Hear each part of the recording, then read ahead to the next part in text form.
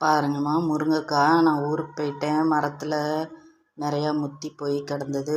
அந்த முருங்கைக்காயை பிடுங்கி இதில் உள்ள சதையெல்லாம் எடுத்து பாசிப்பருப்பு போட்டு கூட்டு செய்ய போகிறேன். எப்படின்னு பாருங்கள். முருங்கைக்காயை நறுக்கி மேலே உள்ள தோலெல்லாம் எடுத்துட்டு உள்ளே உள்ள சதையான்னு எடுத்து தனியாக வச்சுருக்கேன். ஒரு 100 பாசிப்பருப்பு கழுவி இதில் வேக போட்டிருக்கேன். இது கூட இந்த முருங்கைக்காய் பிச்சு வச்சுருக்கிற அந்த சதையை எடுத்து வச்சுக்கோங்க.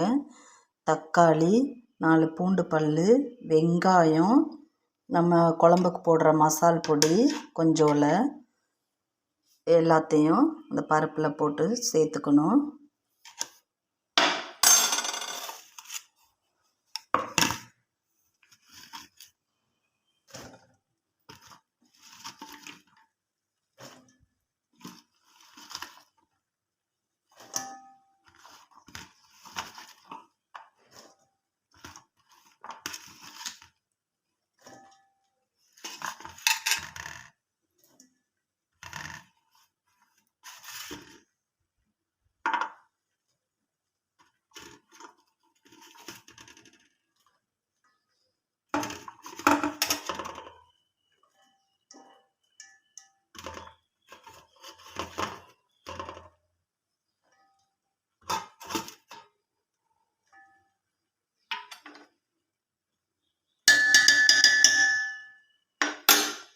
இது கூட நான் எப்பொழுதுமே குழம்புக்கு அரிசி கழுவுன தண்ணியை தான் யூஸ் பண்ணுவேன்.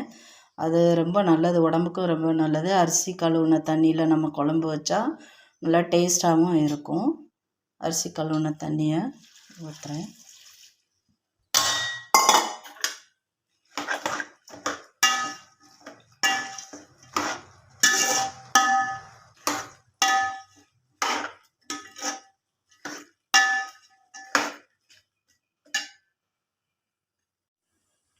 தேவையான அளவு உப்பு போட்டுக்கோங்க.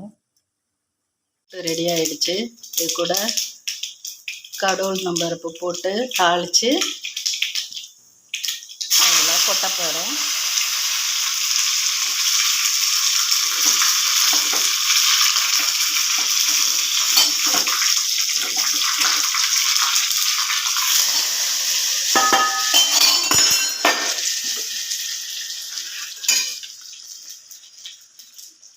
கூட்டு ரெடி.